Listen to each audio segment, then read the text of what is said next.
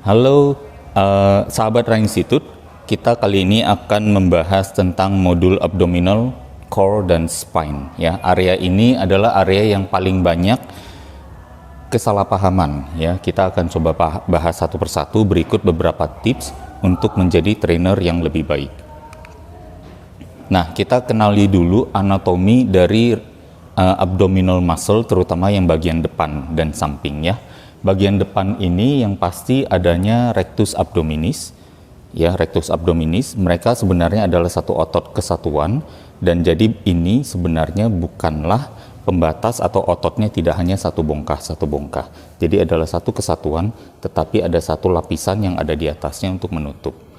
Kemudian ada lagi external obliques, ya, obliques bagian luar yang lebih kurang di posisi layer teratas dari perut. Ya, otot perut maksudnya, obliques eksternal yang memudahkan tubuh nanti untuk bergerak secara berotasi. Kemudian di dalamnya lagi ada yang namanya internal obliques, ya, dengan arah serabut yang sedikit diagonal berbeda dengan external obliques. Tujuannya tentu adalah juga untuk membantu tubuh bisa melakukan eksternal ke atas dan ke bawah, ya, dan juga mungkin melakukan eksternal dari bawah, selain melakukan twisting dari bawah dan melakukan twisting dari atas. Jadi itu semua merupakan varian dari fungsi otot-otot perut. Kemudian juga ada yang namanya transverse abdominis, salah satu lapisan yang justru paling dalam yang menjadi belt atau pelindung bagi core kita, atau misalnya bagi organ-organ kita. Jadi bisa dibayangkan organ kita dilindungi oleh begitu banyak lapisan perut, tapi kita tidak menguasainya, dan kita selama ini melakukan kegiatan gerakan yang sebenarnya kurang melatih bagian-bagian tersebut. Nah, di sini kita akan coba perbaiki. Mengapa kurang melatih? Karena pada dasarnya begini, ini di-apply kepada semua gerakan latihan, ya, semua body parts, semua gerakan latihan, baik itu latihan di fitness ataupun latihan di functional training ataupun latihan dimanapun juga, bahkan bergerak sederhana pun juga, ya, semuanya pasti apply bahwasanya setiap gerakan itu pasti ada otot yang menggerakkan. Ototnya bisa banyak, ya, tidak mungkin hanya satu. Nah, yang menjadi pertanyaan apabila kita mengatakan bahwa exercise is applying external force to the body. Olahraga adalah mengapply daya external force, daya dari luar, beban maksudnya, ya, beban dari luar kepada tubuh, dan bagaimana tubuh melawannya dengan kekuatan-kekuatan otot. Kalau kita berpikir dalam konteks seperti itu, ya, yang sebenarnya sangat basic, sangat philosophically basic, kita maka akan datang kepada satu konklusi bahwa kalau misalnya ada external force yang datang dari depan, dari samping, dari belakang, dan yang pegang mana, apakah lengan, apakah bebannya kena ke torso, ke tubuh, ataukah bebannya ada di lutut, atau bebannya ada di telapak kaki, atau di ankle, arahnya kemana, ke samping, ke depan, ke belakang, atau berputar, atau melebar, dan segala macamnya, atau masuk ke dalam. Setelah itu kita baru pelan-pelan, teman-teman dapat ya semoga proses berpikir saya, ya. Setelah itu kita bahas kemana lagi. Di setiap gerakan, di setiap tantangan, external force yang datang dengan beban tertentu, dia akan menciptakan tensi di dalam tubuh. Nah, pertanyaannya, tensi itu harus pasti nanti kena di salah satu otot terbesar, dan otot-otot lain secara keroyokan mengecil, gitu ya. Jadi yang ada yang namanya, kalau konsep weight training secara bodybuilding, muscle centric training, maka kita akan mengisolasi tekanan terbesar pada satu bagian yang menjadi target, dan membiarkan bagian-bagian lain menjadi supporting muscle saja, yang biasanya umumnya adalah berkontraksi secara statis, tidak bergerak, dan yang menggerakkan hanya satu otot, satu tulang, atau satu persendian saja. Nah, itu yang konsepnya diisolasi, memperkuat masing-masing bagian tubuh, Sehingga nantinya waktu ditantang secara fungsional, hanya perlu belajar sedikit untuk penguasaan koreografinya. Nah, ini adalah proses berpikir di Rai Institute. Untuk semua gerakan, bukan hanya di modul perut. Ya, kebetulan memang saya menyajikannya di modul perut ini, makanya di setiap modul perlu konsentrasi dari teman-teman semua, karena setiap slide-nya kami upayakan untuk ada maknanya, ada pesan yang bisa dipetik, ada pengetahuan yang bisa dibagikan. Mengingat akan hal tersebut, maka kita yang tadi di setiap modul ada slide-slide, 5 slide awal yang selalu saya tampilkan. Mengapa di modul ini tidak saya tampilkan? Pada dasarnya karena ini memiliki area perut dan spine memiliki satu perlu perhatian yang lebih khusus lagi ya. Kita lanjut dulu. Nah, kita perlu mengetahui bahwa sebenarnya kalau kita berbicara sehubungan dengan latihan perut ya, latihan core, atau bahkan misalnya untuk memperkuat punggung atau memperbaiki postur ya, spine kita pada dasarnya hanya memiliki 3 gerakan dasar ini ya. Gerakan yang pertama adalah rotasi, gerakan kedua adalah yang namanya fleksi dan ekstensi ya, dan gerakan ketiga adalah yang namanya lateral fleksi. Nah, teman-teman setelah mengetahui ini terus akan nanya dong, oh bagaimana dengan gerakan golf? Ya, golf berarti masuk ke dalam rotasi ya. Rotasinya tidak hanya horizontal, pasti ada diagonal juga ya. Kemudian dengan wood chop juga dan lain sebagainya. Nanti kan kita bahas sedikit, meskipun mungkin beberapa slide-nya tidak menampilkan itu, karena saya rasa untuk mewujudkan itu di gym wood chop agak sulit ya, kecuali mungkin dengan kabel atau mungkin dengan misalnya palu dan ban gitu ya. Tapi nanti kita akan bahas. Ini balik lagi secara, kalau saya melihatnya dengan tadi secara philosophical proses berpikir di Rai Institute, kita juga perlu melihat si force ini, external force ini datang dari mana, dari arah mana, dan bagaimana kita menghandle-nya dengan serabut yang paling tepat gitu. Jadi kalau dilihat dari struktur berpikir seperti itu, saya rasa it is worth it bagi Rai Institute untuk mendedikasikan semua pengetahuan tentang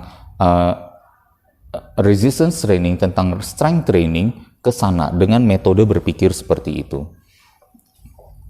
Dan ini adalah batasan kemampuan bergeraknya dalam berapa derajat ya. Teman-teman bisa dilihat di sini bahwa dengan rotasi, ada yang di paling ujung di sana, kemampuan rotasi paling banyak memang mendekati leher. Kemudian setelah itu kemampuan rotasinya sudah berkurang banyak sampai ke bagian lumbar ya. Bahkan torasik saja, ini bagian T ya, ada cervical, ada torasik, kemudian ada lumbar. Nah, sampai ke area torasik saja kemampuan rotasi tubuh kita sudah terbatas. Kemudian semakin terbatas lagi yang ada di lumbar. Jadi rotasi ya, terutama pada area lumbar, yang sebenarnya kalau teman-teman perhatikan adalah area di sini, obliques. Obliques itu luas dari atas sampai bawah. Jadi kalau misalnya bahkan terkena di transverse abdominis atau misalnya di rectus abdominis, hati-hati sekali. Perhatikan, kemampuan berotasinya di bagian bawah ini sudah sangat terbatas. Mengetahui hal ini, apa masih berani ngasih ke klien gerakan-gerakan yang puterannya sampai kemana-mana? Kan gitu. Nah, ini yang akhirnya kita bilang, mengetahui hal ini, maka kita akan melatih lebih sadar akan safety. Memang ada orang yang mungkin secara umum seperti ini, tapi ada orang yang secara khusus karena dia mungkin atlet, kemampuannya luar biasa, bahkan mungkin atlet senam atau akrobatik yang sampai bisa super fleksibel ya, mungkin kemampuan rotasinya jadi berbeda sendiri. Tapi kan itu bukan rules, itu bukan peraturan, itu lebih kepada exceptions ya, lebih kepada pengecualian. Jadi secara umum kita boleh bilang bahwa mungkin 80% dari orang, dan bahkan mungkin 80%, hampir 100% dari klien kita memiliki kemampuan rotasi hanya terbatas seperti itu. Kemudian yang lateral fleksi, ya lateral fleksi ini juga gerakannya teman-teman pasti tahu ya, cukup populer. Ya, kemampuan lateral fleksinya cukup merata dari cervical ya sampai ke misalnya di sini. Ya, sampai ke lateral fleksi di sepanjang spine-nya. Cukup merata dan tapi cukup terbatas juga. Jadi hati-hati bagi teman-teman yang suka melakukan gerakan lateral fleksi yang sampai super jauh ya. Dan kemudian, nah ini yang mungkin yang paling akan kita fokuskan cukup banyak ya, karena berhubungan dengan perut-perut abdominal dan bahkan juga beberapa keluhan tentang misalnya di tulang belakang seperti skoliosis dan lain sebagainya. Saya akan buat disclaimer dulu bahwa di sini bukan untuk mengoreksi berbagai masalah seperti skoliosis, lordosis, kifosis. Kami hanya meyakini bahwa kebanyakan dari kasus tersebut memiliki masalah di imbalance, yang sebenarnya hopefully melalui kegiatan yang lebih spesifik untuk memperkuat otot-otot itu menjadi balance, maka siapa tahu bisa menunjang upaya untuk memperbaiki masalah tersebut. Maksudnya seperti itu ya. Oke, spine flexion dan extension. Teman-teman bisa lihat di sini adalah yang ketiga di sini yang paling dekat. Kemampuan extension dari lumbar malah justru besar, ya berarti mengindikasikan kepada kita apa? Kemungkinan kita untuk melakukan crunches atau melakukan yang namanya kontraksi perut, ya, karena sebenarnya otot perut ini gerakannya yang untuk namanya six pack rectus abdominis ini adalah di flexion of the trunk, ya, flexion of the spine. Ya, flexion of the spine, dan kemungkinan juga kemampuan besarnya ini ada disebabkan karena mungkin ininya yang juga cukup panjang ya. Tapi nanti kita akan bahas lagi tentang satu hal yang mungkin unik misalnya, dan ini akan kita presentasikan waktu kita ketemu nanti ya, waktu di offline, yaitu tentang mengapa perut bawah selalu paling sulit untuk kita dapatkan hasilnya. Bukan paling sulit nanti karena ada masalah tertentu yang nanti saya akan sampaikan. Nah, kemudian bagian atasnya sudah semakin terbatas. Di bagian cervical sini ya masih cukup memiliki kemampuan untuk membungkuk ya. Hati-hati di sini mungkin karena kemampuan membungkuknya banyak, anak generasi baru yang menggunakan HP banyak, akhirnya banyak berkutat di sini dan melemah. Jadi perlu penguatan di area-area sekitar cervical juga, ya. Yang menjadi kendala hati-hati justru di sini, di bagian torasiknya, ya. Malah kemampuan untuk melakukan ekstensi dan fleksi itu sangat terbatas. Ya, jadi kita dengan mendapatkan informasi ini, bagaimana kita construct memilih gerakan yang tepat untuk klien, dan gerakan yang tepat itu bagaimana kita berikan informasi atau instruksi yang tepat supaya klien melakukan dengan benar. Nah, oke, kita lebih lanjut lagi. Ini yang justru menjadi bagian yang paling populer saya kedepankan supaya teman-teman masih bisa fokus ya. Ini adalah fleksi dan ini adalah ekstensi. Jadi teman-teman bisa lihat bahwa dari ekstensi ke fleksi rectus abdominis yang seperti tadi saya sampaikan ya, otot six pack-nya ya, ada sedikit mungkin bantuan di psoasnya juga. Tapi kalau misalnya kita lihat lagi di sini, dari bungkuk mau dibuat menjadi busung, bungkuk ke busung, itu adalah bagian-bagian otot punggung yang sebenarnya ototnya itu panjang, memanjang, mengikuti sealiran satu arah dengan otot punggung yang namanya salah satunya erector spinae ya, ada juga longissimus dan lainnya. Ada semispinalis thoracic dan banyak sekali ototnya, sangat-sangat detail dan sebenarnya bisa intimidatif kalau saya tampilkan gambarnya nanti ya. Tapi ini teman-teman ketahui dulu posisinya ya, origin dan insertion. Seperti yang teman-teman ketahui, origin adalah selalu bagian yang tidak bergerak. Insertion adalah bagian yang bergerak. Makanya lebih banyak gerakan yang lebih logical adalah melakukan spine flexion crunches ya dari atas karena dia adalah insertion bagian yang bergerak. Sama seperti ingat ya otot dada, originnya yang di bagian tulang dada yang tidak bisa bergerak, tapi insertionnya ada di otot di tulang lengan sehingga bisa dibawa ke melewati bahu sehingga akhirnya bisa dibawa untuk melakukan horizontal adduction ya, aduksi horizontal. Nah, ini juga persis seperti itu. Bagian insertionnya lah yang memungkinkan kita untuk melakukan fleksi. Main actions of rectus abdominis. Nah, ini juga teman-teman perlu lihat. Di buku manapun, rectus abdominis itu fungsinya adalah flexion of the trunk, memperkecil sudut trunk, sudut spine-nya ya, memperkecil torasik dan lumbar, bagian torasik dan lumbar. Nah, jadi teman-teman setelah mengetahui hal ini, latihan perutnya apa dong? Nah, selama ini ada yang ngasih misalnya sit up, ada yang ngasih lying leg raises, ada yang ngasih mountain climber. Memenuhi nggak flexion of the trunk-nya? Mulai ini teman-teman proses berpikir, berlogika, ya. Flexion of the trunk memperkecil sudut pada tulang belakang. Ini gerakannya, ya.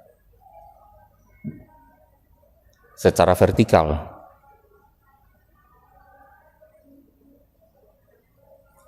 Lalu ini gerakannya secara horizontal. Nah, kira-kira menyerupai gerakan apa? Coba lagi saya ulang. Nah. Yes, ya, inilah yang dinamakan abdominal crunches atau flexion of the trunk. Jadi, setelah mengetahui ini, masih valid nggak untuk ngasih sit up? Ya, perhatikan bahwa tulang belakangnya pun masih menempel di lantai dan masih ada sedikit kurva. Ya, tidak ada yang namanya kenaikan seluruh tulang belakang naik sampai ke atas seperti sit up. Ya. Jadi teman-teman sudah mulai paham di sini. Kita lanjut dulu. Nah, inilah gerakannya ya. Di buku manapun, ini saya ambil juga dari salah satu sumber yang sangat populer ya. Abdominal muscle dynamic contraction, spine flexion. Spine flexion curl up ya, membawa rusuk mendekat ke paha. Nah,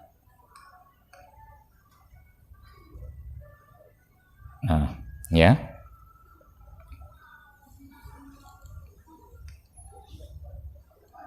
Alternatif lain, gerakan lain adalah di rope crunches atau reverse crunches, ya.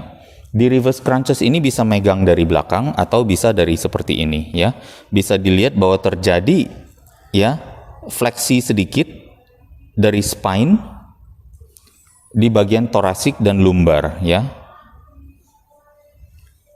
Dusnya adalah beri tension juga pada fase negatif. Jadi waktu kembalinya dari 2 ke 1 ya, atau dari atas ke bawahnya juga terkendali, jadi tidak dihempas. Ini tidak sembarang langsung naik ya. Khusus reverse crunches, jaga kaki tetap lurus. Ya, reverse crunches, jaga kaki tetap lurus. Progressionnya adalah tahan pinggul lebih lama di udara sambil mengayunkan kaki sampai nanti ini yang baru nanti udah terlalu berat, akhirnya pinggulnya yang agak jatuh ke lantai. Sangat disarankan untuk memiliki permukaan yang lebih empuk untuk gerakan reverse crunches ini ya. Kalau untuk rope crunches, dari agak bungkuk ke semakin bungkuk, itu saya rasa bahasa yang bisa dimengerti oleh klien, instruksi yang bisa dimengerti. Dan bisa coba teman-teman terapkan juga apakah ke diri sendiri instruksi ini cocok, baru kemudian dicoba lagi ke klien. Ya, bawa rusuk mendekat ke paha ya, membawa rusuk mendekat ke paha ya. Dan bahkan juga bisa membayangkan lengkungan yang terjadi dari 1 ke 2 adalah lengkungan dari siku dari 1 ke 2. Ya, jadi ada lengkungan kepala, lengkungan bahu, adalah juga lengkungan kepal dan lengkungan siku. Jadi semuanya bergerak sekaligus, ya, bukan dengan downs-nya, bukan dengan menarik dengan tangan. Jadi perhatikan juga sebagai trainer, ya, apakah sendi bahunya atau sikunya, terutama lengan atasnya ini narik masuk ke dalam, ya. Jadi hati-hati, malah jangan sampai begini. Yang begini jadi gerakan pullover dong, ya. Gitu. Jadi hati-hati, kembali lagi latihan beban yang baik untuk memberikan satu isolasi yang maksimal kepada otot perut, bagian lain sebisa mungkin tidak bergerak dan berkontraksi hanya sebagai static contraction untuk mewujudkan satu-satunya gerakan ini terjadi, ya. Demikian halnya juga dengan reverse crunches, ayunkan kaki ke belakang, ya. Hati-hati, jangan di sana, ya. Jadi kayaknya udah udah naik, ayun ke belakang aja, ya, atau bahkan misalnya ayun ke belakangnya ke sini maksudnya, ya. Jadi udah naik malah ke sini. Ya, kalau ada further tambahan tekanan pada spine, di lumbarnya terdapat yang namanya fleksi pada lumbar, sure bisa, tapi hati-hati, semakin ke sini semakin mudah dan tekanan semakin hilang, ya. Nah, ini juga kemudian ada plank loh. Kok plank bisa ada di spine flexion gitu? Kok bisa buat six pack? Saya memiliki tips khusus untuk ini, ya, bukan melakukan plank standar, tetapi yang kita lakukan adalah ya, menarik siku atau menarik the whole forearms, keseluruhan forearms menuju kaki atau menuju selatan, ke selatan sepanjang kulit forearms, sepanjang kulit ini memungkinkan. Jadi kalau misalnya teman-teman bisa menyaksikan di sini, saya tarik siku saya dan saya nggak balik lagi. Jadi saya tarik sekali cukup, dan itulah yang saya tahan sepanjang plank itu, set plank itu terjadi, ya, tanpa memajukan bahu. Lalu tahan selama mungkin. Jadi waktu ditarik ini kebanyakan waktu orang menarik bahunya maju. Nah, ini berarti ditahan. Beri cue bahwa bahu tetap di tempat, tarik sikunya sepanjang kulit forearms memungkinkan, tahan kemudian selama mungkin. Ini adalah prinsip memberikan tekanan, memberikan tension, external force kepada spine flexion, dan perut six pack ini dengan pemahaman itu akan meningkatkan sekali kontraksinya. Nah, kemudian ini adalah latihan perut yang tidak melatih six pack. Sit up, ya. Terjadi nggak spine flexion?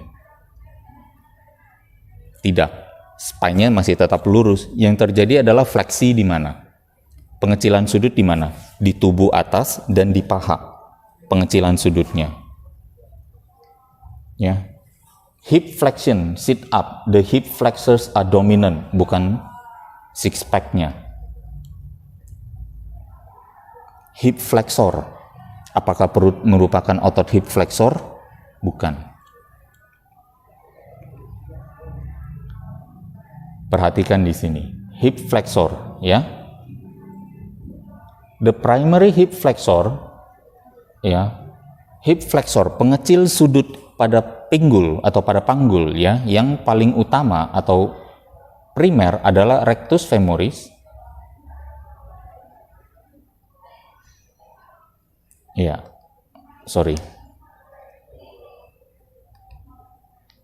adalah rectus femoris, ya, otot paha.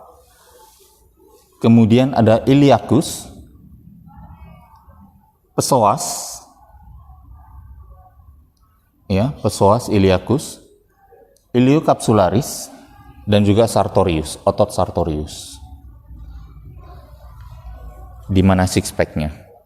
Makanya latihan ini sit up ratusan kali tidak mendapatkan six pack, ya. Yang ada malah apa?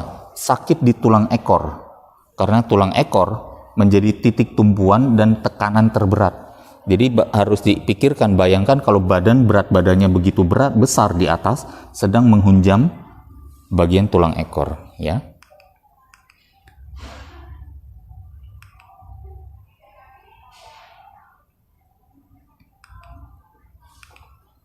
Leg raises juga ya, termasuk yang seperti ini ya, yang kakinya diayun ke bawah, lalu ke atas lagi, ke bawah, ke atas lagi. Sorry to say, hampir sama dengan ini, hampir sama dengan hanging yang lengan di atas.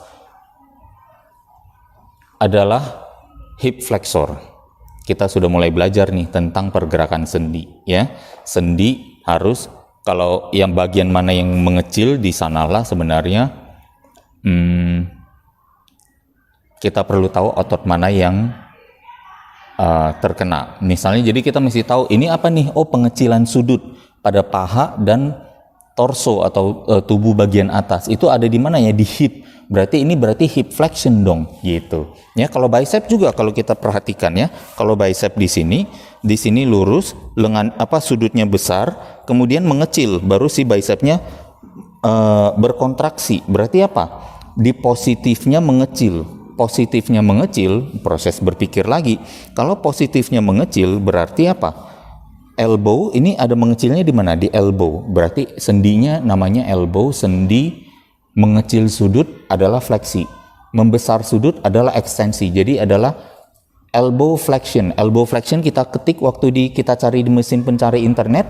Ternyata elbow flexor adalah biceps gitu ya. Jadi kalau teman-teman mau belajar ilmu gerak, biomechanics from the most basic, ketahui adalah dari mana datangnya. Ini tips lagi nih, akhirnya saya harus menampilkan di modul ini, padahal ini adalah applicable untuk semua latihan beban yang diajarkan di Ra Institute. Yang pertama adalah perhatikan datang dari mana si beban itu, dan otot kita harus melawan dengan arah apa ya. Kemudian lihat serabut otot yang paling serupa dengan arah gerak itu di mana ya, untuk menyerap langsung tantangan dari external force. Kemudian pikirkan lagi, kalau otot itu ada ya, adalah otot apa, lihat tulangnya, originnya di mana, lihat dia menempel, insertnya di mana. Waktu menuju insersio, otot itu melampaui atau melewati di atas sendi apa. Dari situlah kita baru bisa menentukan nama geraknya. Maksudnya seperti itu ya. Hanging leg raises sudah dijamin merupakan aktivitas yang namanya melatih otot hip flexor. Lain cerita kalau ternyata pada posisi ini ya, atau pada posisi ini kita menjauhkan si pinggul sampai melengkung. Nah, ya, menjauhkan si pinggul jadi tidak menempel nih pada bantalan atau tidak tetap pada tempatnya, tapi justru kita majukan pinggul sampai kalau bisa kita lengkungkan ke atas. Itu adalah gerakan spine flexion. Ini hip flexion. Perhatikan ya, dapat semoga perbedaannya. Oke, ini garis-garis apa ini? Nah, ya, ini adalah penampilan dari otot-otot yang tadi saya sampaikan. Kembali lagi hip flexor ya. Nama-nama ototnya tidak ada six pack sama sekali. Sama halnya dengan ini, mountain climber. Ya, mountain climber bukanlah latihan untuk otot six pack. Jadi I'm sorry to say, gitu, bukannya untuk mengkritik atau bilang kamu salah ya, tapi inilah fakta biomechanics dan fakta anatomicalnya. Yang kita dapatkan malah karena harus ada force, terutama apalagi yang sudah bukan ini, kalau misalnya repetisinya melangkah masih lebih santai, tapi kalau sudah mulai yang seperti mau berlari tapi menahan di sini, saya sudah langsung memperhatikan terjadinya inflamasi atau rasa panas pada bahu, terutama berarti rotator cuff yang mengalami kontraksi static contraction ya secara lama dan akhirnya mulai panas ya, dan sudah mulai merasa sangat pegal di sana. Nah, saya akan mengulang slide ini ya. Slide ini juga ada di waktu sesi di modul membuat program latihan. Apakah latihan perut boleh dilakukan setiap hari? Di sini kita perlu melihat bahwa sebenarnya komposisi serabut otot perut, rectus abdominis, human abdominal muscles, komposisinya tipe 1, tipe 2 lebih banyak mana, ya. Kalau kita lihat di sini, tipe 1-nya yang merupakan serabut otot yang sifatnya endurance, memiliki power yang rendah, hanya bisa mengangkat beban yang ringan, kemudian beban yang ringan tapi memiliki endurance jangka panjang yang cukup panjang. Ternyata komposisinya cukup besar, 55-58%. Untuk tipe 2A, 2B, dan 2C-nya, kita kalau totalkan, katakan rata-rata di 20%, 40%, hanya 40-41%. Gitu. Jadi 40% di sini, lebih kurang 55-60% di tipe 1. Tipe 2 yang memiliki kemampuan untuk menggerakkan beban lebih besar, memiliki power eksplosif yang lebih besar, ternyata dia hanya 40-an%. Jadi kalau misalnya kita mau membagi ceritanya sesi latihan kita lebih banyak di tipe 1, tidak salah juga, ya. Saya memberikan opsi latihan otot perut, ya, melatih dengan intensitas rendah, mungkin hampir bisa setiap hari. Ya, melatih layaknya otot lain setiap 3 atau 4 hari, karena biasanya kerusakan otot akan lebih besar terjadi apabila dengan beban yang berat. Kalau dengan beban yang berat, otomatis kebutuhan akan recovery-nya akan lebih panjang, ya. Mungkin di sini untuk memperkuat atau melatih endurance kemampuan perut, tapi di sini kita gabungkan, ya, untuk meningkatkan six pack-nya. Kalau kita mau latih keduanya, ya mungkin kita bisa, tapi saya rasa hati-hati overkill, akhirnya jadi overtraining beneran, karena otot perut layaknya otot lain juga perlu diistirahatkan. Mengapa saya bisa mengambil konklusi kira-kira seperti ini? Berdasarkan salah satu studi yang saya temukan, bahwa ternyata petenis memiliki six pack yang berbeda, ya, asimetris. Six pack di bagian yang sebenarnya mengeluarkan tenaga untuk rotasi tubuh dan melakukan smash. Di saat itulah, di bagian tersebutlah ternyata six pack-nya lebih besar daripada bagian yang tidak aktif. Ya, kita mengetahui juga petenis memiliki forearms kanan. Kalau mereka memegang raket di kanan, ya, biasanya forearms kanan lebih besar daripada yang kiri. Jadi adanya ketidakseimbangan ini, padahal mereka latihannya setiap hari. Gitu. Berarti apa? Latihan setiap hari masih memungkinkan untuk mendapatkan yang namanya six pack, gitu ya, atau melatih six pack-nya, atau melatih bagian otot-otot lain.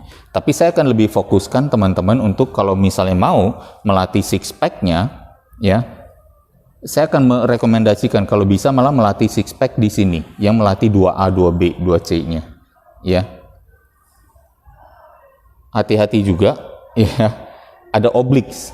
Kalau teman-teman melatih obliques, saya ada nggak ininya, obliques? Saya harus balik sebentar ke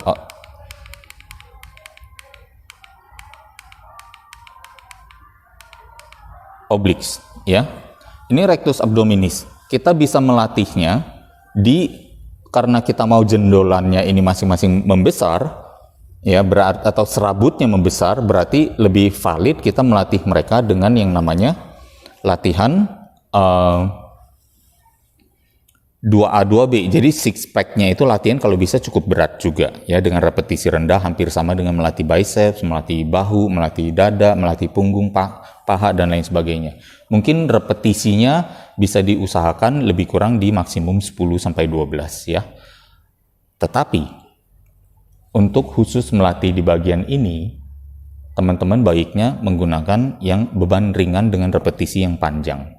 Mengapa? Karena beban ringan, kalau ini dilatih dengan cara yang sama untuk hipertrofi, maka akan menebal, penampilan lebar pinggang menjadi bertambah, gitu ya. Jadi kita tentunya secara estetik tidak menginginkan itu. Jadi saran saya adalah, misalnya kalau di sini areanya sebisa mungkin dilatih fokus menggunakan beban yang lebih ringan di rotation. Ya, nanti ada fase bagian rotation.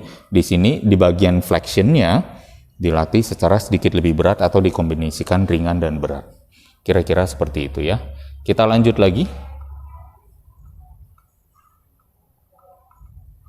Nah, ini adalah rotation.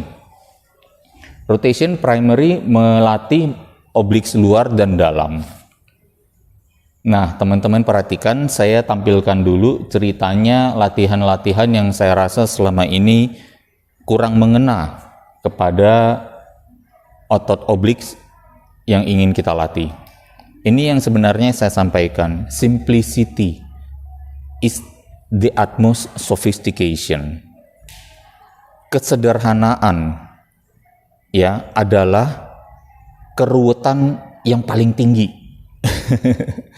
Ngerti nggak maksudnya? Keruwetan sofistikasi ya. Jadi maksudnya kecanggihan ya, kecanggihan dan keruwetan yang tertinggi justru ada di simplifikasi. Semua ini balik lagi teman-teman udah langsung nih melihat ini di mana arah external force-nya. Ada nggak? Nggak ada. External force-nya kalau misalnya bar ini memiliki beban, berarti external force-nya adalah gravity, bukan ke sini ya. Jadi tidak ada tambahan tantangan terhadap perputaran. Jadi basically yes, apakah ada otot yang bergerak? I don't know, maybe, apalagi kalau misalnya dilakukan sampai si lututnya juga ikut bergerak, di mana kena di perutnya ya. Ini satu. Yang kedua, pretty much hampir sama. Tapi ini mungkin merasa dia pikir oke lah, slightly lebih smart karena mendekatkan ke tubuh gitu ya. Tapi kalau misalnya ada yang melakukan seperti ini juga sampai lengannya ke depan, apa yang dumbbellnya mau lakukan? Dumbbellnya mau turun ke bawah karena ada garis gravitasi. Dengan adanya garis gravitasi yang mau jatuh ke bawah ini, what is holding it up? Apa yang membuat si dumbbell ini tetap ketahan di sini? Si otot bahu, si deltoid depan, anterior deltoids gitu. Lalu waktu kita melakukan putaran kemudian rentan salah lagi karena apa? Kaki juga bisa berputar gitu. Jadi it's not applying direct force. Force-nya mau ke bawah, kita tahan ke atas, baru kita putar-putar. Akhirnya kita nggak mendapatkan apa-apa gitu. Ini juga hampir sama saya rasa ya. Dapat nggak? Mungkin dapat sedikit. Ini kembali lagi ya, ini justru ini saya rasa memiliki tempat ya untuk rotasinya ya, untuk obliques. Karena kita melihat, nah sekarang nih pada posisi ini si dumbbellnya ini mau mana? Mau kemana? Ada gravitasinya dong.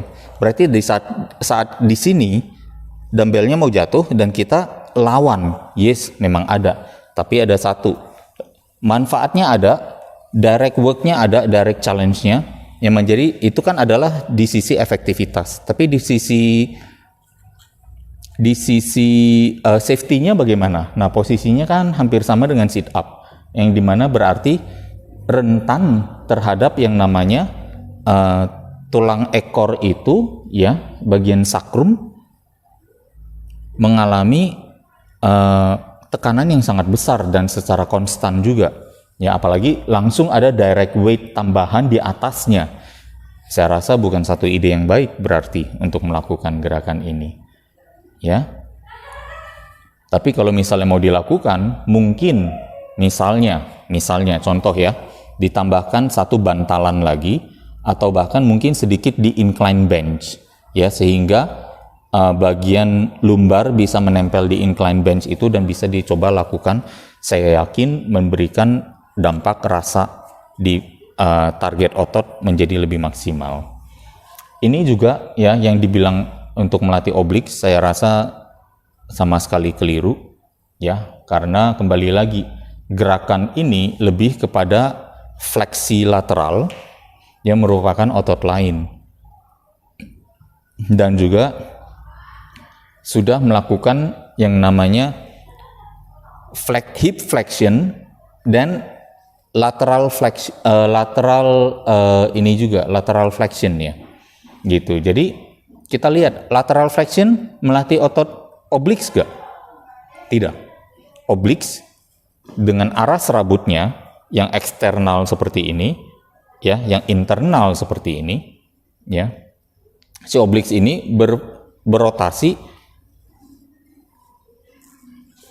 horizontal, berotasi ke bawah dan berotasi ke atas, ya, untuk uppercut maupun untuk melakukan bantingan ke bawah kalau misalnya melakukan bantingan judo gitu ya. Nah, itu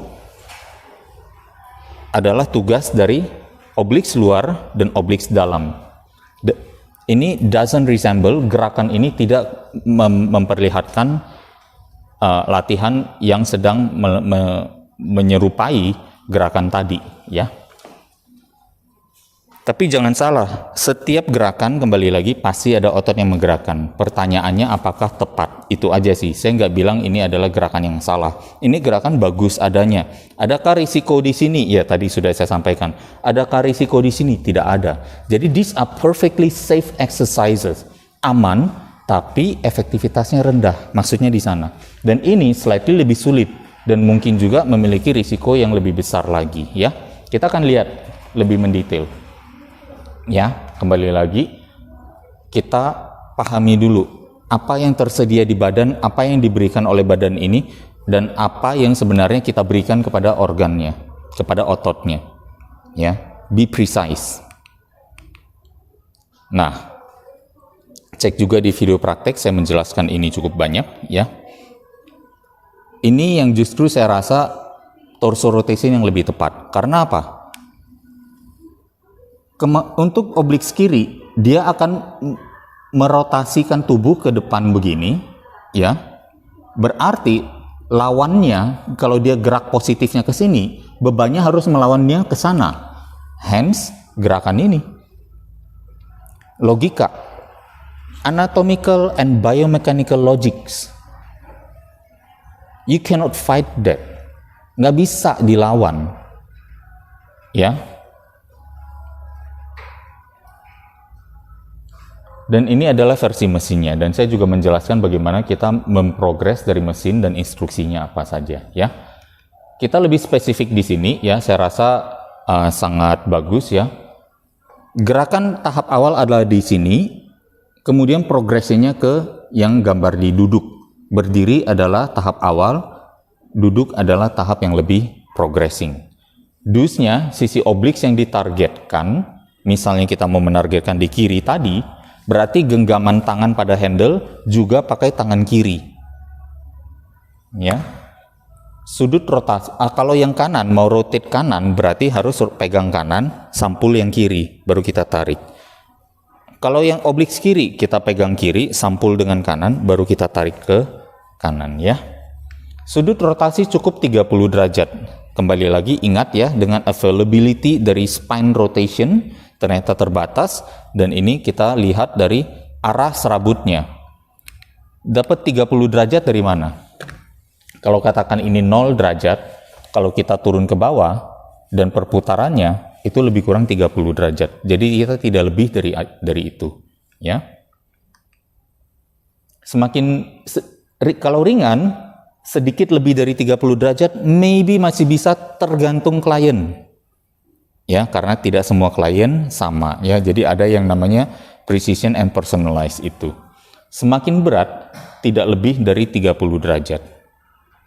Ya, prinsipnya hampir sama. Ya, kalau beban makin berat, range of motion-nya bisa kita pendekkan sedikit, ya. Kemudian don'ts. Don'ts-nya adalah sisi obliks yang ditargetkan, pegangnya jangan di handle yang lain. Misalnya kita mau melakukan rotasi obliks kiri. Obliks kiri berarti kita pegangnya kanan, kita sampul kiri, terus kita tarik ke kanan begini. Nggak dapet, ya. Ada otot lain yang bergerak, tapi bukan obliks kirinya, gitu. Di posisi berdiri, rotasi juga terjadi bisa di lutut. Hati-hati ini. Jangan terjadi rotasi di lutut sehingga obliksnya malah tidak mendapatkan gerakan yang banyak, ya. Kalau kita melakukan rotasi di lutut, yang ada adalah mungkin otot-otot lain lagi yang ada di dalam paha, ya, yang mungkin seperti sartorius atau otot lain misalnya bahkan iliakus, ya, bahkan otot-otot yang di paha yang untuk aduksi, ya, otot hip adduction mungkin bahkan bergerak sedikit juga ke sana. Nah, kemudian ini adalah lateral flexion. Jadi gerakannya sebenarnya simple, ya. Kita tidak perlu membuat kompleks dengan banyak gerakan-gerakan yang sebenarnya akhirnya bayangkan waktu kita bikin program latihan, ternyata gerakan-gerakan inilah yang muncul. Kita berikan satu set ini, lalu satu set di sini, lalu pindah ke sini, seolah-olah itu adalah hari core. Terus kita ganti lagi, kemudian kita berikan latihan ini lagi. Bayangkan kombinasi dari semua gerakan-gerakan ini yang tidak menghasilkan otot perut yang lebih kuat, yang lebih jadi. Sayang kan, klien sudah mengeluarkan uang juga gitu untuk latihan dengan kita. Mungkin dapat sebenarnya, tapi akhirnya jadi false promises. Janjinya latih perut, tapi perutnya nggak jadi-jadi. Ada manfaatnya nggak? Ada, tapi di otot lain gitu ya. Ada manfaat di otot lain, tapi apakah itu diapresiasi oleh klien kita? Nah, kan gitu. Lateral flexion. Kenapa saya bilang ini kurang bagus, ini lebih bagus? Bedanya di mana? Bedanya ada di kedua dumbbell ini. Gerakan ini dilakukan dengan kedua dumbbell, berarti they negate each other. Ya. Kalau lagi swing ke kiri, seolah-olah ada beban ke sini, yes benar, tapi ada dibantu kan sama sini. Jadi sebenarnya tantangan lateral fleksi pada otot ini, yang namanya quadratus lumborum, kemudian ada bahkan gluteus medius sedikit juga mengalami gerakan, ya. Kemudian ada sedikit psoas juga mungkin, yang mainly adalah di quadratus lumborum atau QL ya, otot yang menempel pada bagian lumbar, makanya dibilang quadratus lumborum ya. Sementara di sini tidak ada beban yang melawannya, sehingga somehow memberikan tensi yang lebih bagus. Saya akan merekomendasikan lengan untuk turun juga, bukan karena masalah estetika atau apa, tapi lebih kepada karena di sini bisa jadi lengan mengangkat ke atas, memberikan satu jarak sehingga menjadi ini juga menjadi counterbalance. Nah, kita tidak inginkan itu terjadi, malah sebenarnya lengannya akan turun ke bawah supaya benar-benar tidak ada counterbalance dan memungkinkan sisi ini, kalau berarti sisi QL di kiri yang akan diperkuat. Ya, dia begitu turun, instruksinya adalah tarik bagian kiri untuk bawa badan menjadi tegak. Tarik bagian otot kiri untuk membawa badan menjadi tegak. Jadi sebenarnya fase turun ini let it go. Jadi fase negatifnya si QL. Fase negatif QL, let it go down, rasakan seolah-olah stretch, kemudian dari stretch kencangkan, seolah-olah membayangkan merapatkan si panggul dengan rusuk. Dirapatkan sehingga badannya tegak kembali. Ya, itu adalah gerakannya, instruksinya seperti itu. Apabila kita mau menguatkan QL, ya, QL adalah otot yang worthy untuk kita perkuat agar membantu kita mencegah dari yang namanya saraf kejepit. Ada faktor di sana juga, sehingga kalau QL dilakukan, hopefully ya, risiko terkena saraf kejepit bisa berkurang. Nah, ini gerakannya benar. Otot yang digambarkan yang salah. Jadi tolong bagian merah-merah ini diabaikan. Ya. Ini adalah untuk melatih QL kiri. Ya, sementara ini adalah untuk melatih QL ya, kiri. Ya, ini hanya gambar kirinya aja, sorry ya. Otot ini. Ya, flexion extension. Sekarang kita akan bahas kepada khusus otot punggung, di mana otot tulang punggung ini dan otot-otot yang menempel di dalamnya, meskipun kecil, meskipun di layer yang besar tapi di layer dalam sehingga tidak terlihat, sehingga kita cenderung melupakannya, padahal memiliki peran yang sangat besar dalam kehidupan kita. Nah, ini adalah otot-ototnya, ya. Ada otot longissimus, iliocostal thoracic, ya. Longissimus cervicis juga, ya. Bisa dilihat bahkan yang kecil-kecil ini yang juga membantu menjaga jarak dari buku-buku tulang spine. Salah satu gerakan untuk melatih ototnya, kalau teman-teman perhatikan bentuknya adalah vertikal, si otot-otot longissimus iliocostal ini, ya, dan spinalis thoracic ini, nature-nya yang vertikal atau tegak lurus, maka lakukanlah gerakan seperti ini, bukan ini. Bukan, kalau gerakan aslinya tanpa garis ini, melatih otot lain nggak? Iya, melatih. Hip extension, itu melatih otot glutes, ya, dan sedikit banyak ada di hamstring juga, ya. Tetapi tidak melatih back ini, ya. Maka yang perlu kita lakukan adalah, saya bukan bilang gerakan ini salah, saya hanya bilang menyilang ini karena kalau latihan ini tidak melatih bagian ini, maksudnya seperti itu. Nah, kita berikan yang centang untuk yang ada kurvanya. Jadi basically gerakannya sangat sedikit, dari tubuh lurus kita lengkungkan ke bawah, biarkan jatuh pelan-pelan, kemudian kita kerahkan otot-otot ini untuk naikkan ke atas menjadi lurus lagi, ya. Itu positifnya. Negatif, positif, negatif, positif, ya. Otot-otot inilah yang nanti akan menguat, yang akan membantu kita untuk semakin tegak posturnya, semakin bagus jarak antar ruas tulang belakang, dan juga karena menguat, potensi atau risiko terkena saraf kejepit lebih kecil lagi, ya. Apa instruksi tambahannya? Saya akan mengatakan, misalnya bayangkan jangan majukan seluruh badan, cukup dari busung ke bungkuk, atau bahasa lainnya juga saya suka bilang, misalnya bayangkan di sini ada pisau, jangan sampai perutmu atau pusernya menyentuh pisau, nanti ketancep gitu, ya. Nah, itu adalah beberapa ide, instruksi kepada teman-teman untuk bisa mewujudkan latihan yang sangat penting untuk otot yang sangat penting juga. Nah, kita bisa melihat signifikansinya mengapa otot ini cenderung terlupakan. Karena apa? Ketutup sama trapezius, ketutup sama deltoids, ya, ketutup sama rhomboids. Ya, trapezius juga besar, ketutup sama latissimus dorsi. Ini adalah lapisan luar paling atas. Ini lapisan keduanya. Ada rotator cuff, ada levator scapula di sini, ya. Kemudian juga ada rhomboids. Di bawahnya baru ada otot-otot ini. Out of sight, out of mind. Tidak terlihat, jadi tidak pernah dilatih. Sayang, ya.